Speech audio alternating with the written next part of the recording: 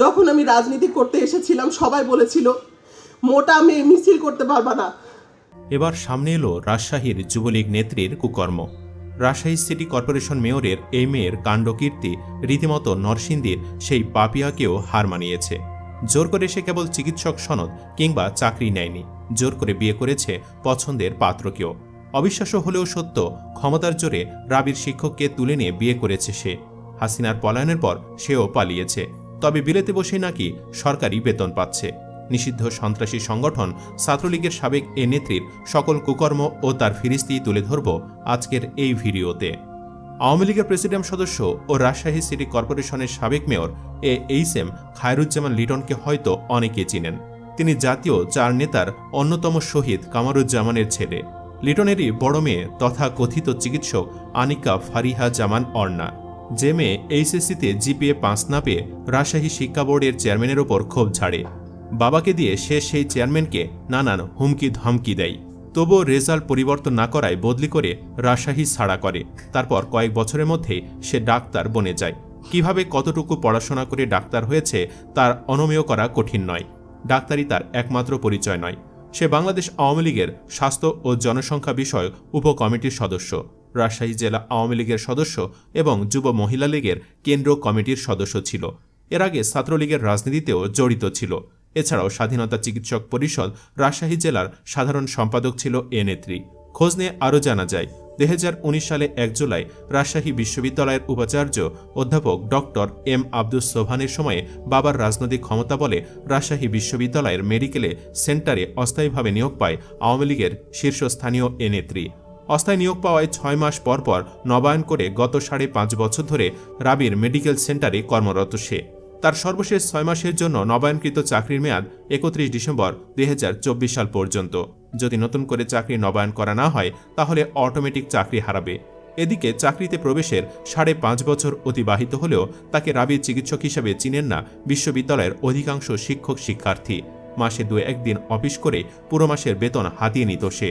রাবি চিকিৎসা কেন্দ্র সূত্রে জানা গেছে, সর্বশেষ গত ফেব্রুয়ারি মাসের 11 তারিখ অফিস করেছিল আনিকা ফারিয়া জামান অর্ণা। তারপর থেকে গত 9 মাসে আর অফিস করতে দেখা যায়নি তাকে। অফিস না করেও গত 9 মাসে সরকারি বেতন ভাতা হিসাবে প্রায় 4,30,000 টাকা পেয়েছে 8ম গ্রেডের এ নেত্রী। এছাড়াও কর্মক্ষেত্রে ক্ষমতার প্রভাবসহ বিভিন্ন অভিযোগ উঠেছে তার বিরুদ্ধে। এমনকি ব্যক্তিগত জীবনেও সে তার পছন্দের ছেলেকে জোর করে বিয়ে করেছে। শারীরিকভাবে মোটা হয় স্বাভাবিকভাবে তাকে ছেলেরা পছন্দ করত না, তাই নিজে রাবির এক শিক্ষককে জোর করে তুলে নিয়ে বিয়ে করে সে। জানা গেছে, স্বামীকে নিয়ে অর্ণা হাসিনা সরকার পতনের আগে থেকেই থাইল্যান্ডে অবস্থান করছেন, আর সেখান থেকে বেতন ভাতা পাওয়াতে মূলত তার বিষয়টি সামনে এসেছে। মেডিকেলের অন্যান্য চিকিৎসকদের সাথে কথা বলে জানা গেছে, নিয়োগ পাওয়ার পর থেকে নিয়মিত কখনোই অফিস করতে দেখা যায়নি অর্ণা জামানকে। মাসে 2-1 দিন অফিস করত সে।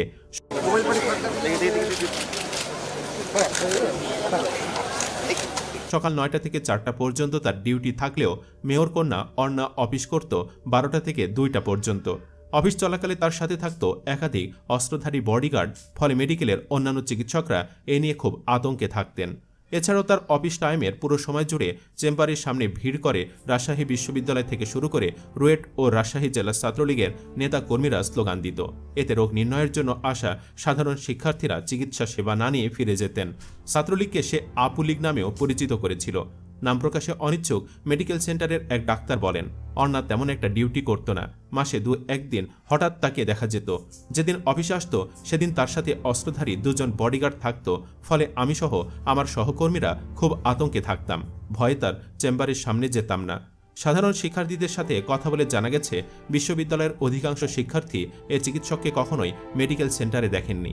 মেডিকেল সেন্টারে লিটন কন্যা আনিকা ফারিয়া জামান অর্ণা নামে চাকরি করত, এটাই অনেকে জানেন না।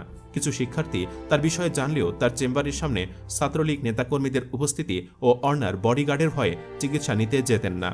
এ বিষয়ে জানতে চাইলে বিশ্ববিদ্যালয়ের চিকিৎসা কেন্দ্রের প্রধান চিকিৎসক ডাক্তার মাফরুহা সিদ্দিকা লিপি বলেন, ডাক্তার আনিকা ফারিহা জামান অর্ণা বিগত 8-9 মাস ধরে ডিউটি করছে না, তবে তিনি বিশ্ববিদ্যালয় কর্তৃক বেতন ভাতা ঠিকই পাচ্ছেন।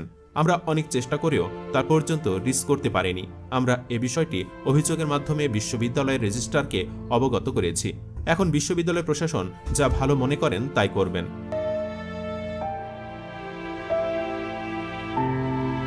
এ বিষয়ে বিশ্ববিদ্যালয়ের উপাচার্য অধ্যাপক ডক্টর মোহাম্মদ সালেহ হাসান নকিব বলেন, আনিকা ফারিয়া জামান অর্ণা যেহেতু 9 মাস ধরে অফিস করছেন না, তার বিষয়টি অবশ্যই ভিন্নভাবে দেখতে হবে। তার বিষয়টি বিস্তারিত জেনে বিশ্ববিদ্যালয়ের আইন অনুযায়ী ব্যবস্থা নিতে হবে। ধারণা করা হয় বাবার আদরেই আলালের ঘরের দুলালি হয়েছে অর্ণা। জানা যায় তার বাবা আওয়ামী লীগের প্রেসিডিয়াম সদস্য ও রাজশাহী সিটি কর্পোরেশনের মেয়র এইচ এম খায়রুজ্জামান লিটনের স্ত্রী ও ছোট কন্যাকে নিয়ে ভারতে লুকিয়ে আছে। রাজশাহী মহানগর যুবলীগের এক নেতা নাম প্রকাশ না করার শর্তে জানান, দেশের পরিস্থিতি যখন ভালো ছিল তখন লিটনের বড় মেয়ে আনিকা ফারিয়া জামান অর্ণা ও তার স্বামী রেজভি আহমেদ ভুইয়া থাইল্যান্ডে চলে যায়। এরপর থেকে তারা সেখানেই রয়েছে। আর 4 আগস্ট লিটনের স্ত্রী ও ছোট কন্যা ভারতে চলে যায়। লিটন সহ যুবলীগের 2-1 জন নেতা যান 5 আগস্ট রাতে।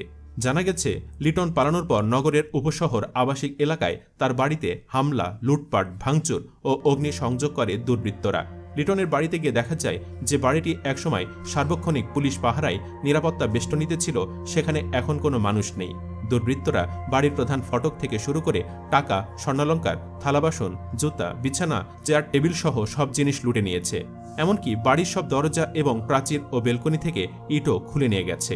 আর অগ্নিসংযোগ ও ভাঙচুর করে নষ্ট করা হয়েছে কাচের জানালাগুলো।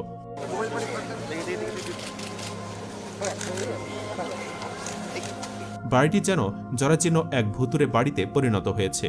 যে নগর ভবন ও মেয়রের বাড়ি ছিল একসময় আওয়ামী লীগ নেতাকর্মীদের পদচারণে ব্যস্ত, তাতে এখন ভাঙ্গাচোরা কাচের জানালা, দরজা ও ছাই ভস্যের স্তূপ পড়ে আছে। অথচ খায়রুজ্জামান লিটন প্রায় 16 বছর ধরে রাজশাহী নগরের অন্যতম প্রতাপশালী ব্যক্তি। স্থানীয় রবিউল ইসলাম বলেন, এত মানুষের যাতায়াত ছিল যে বাড়িটিতে এখন ঘুরে কেউ আর তাকায় না। যারা আসে তারা শুধু ভাঙ্গাচোরা আর আগুনে পুড়ে যাওয়া দৃশ্য দেখতে আসে।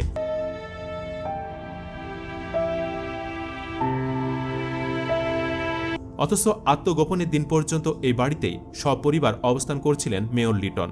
হাসিবুর রহমান নামের আরেক ব্যক্তি বলেন, মেয়রের বাড়ির ইটও খুলে নিয়ে গেছে লোকজন। আর ঘরের বিছানা থেকে শুরু করে এমন কোনো জিনিসপত্র ছিল না যেগুলো লুট হতে বাকি আছে।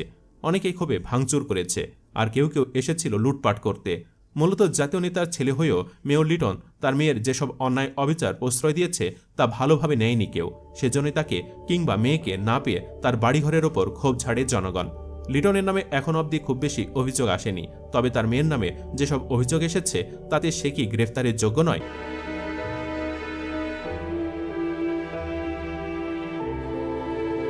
নেটিজেনদের দাবি, যে করেই হোক অর্ণাকে দেশে ফিরিয়ে তার বিচার করা হোক ও সরকারি বেতন ফিরিয়ে রাষ্ট্রীয় কোষাগারে জমা করা হোক। দর্শক, আপনিও কি তাই চান না? ইয়েস অথবা নো লিখে জানিয়ে দিন আপনার যে কোনো ভাবনা। আর পরবর্তীতে আরও এমন ভিডিও পেতে সাবস্ক্রাইব করুন আমাদের ইউটিউব চ্যানেলটি। ধন্যবাদ।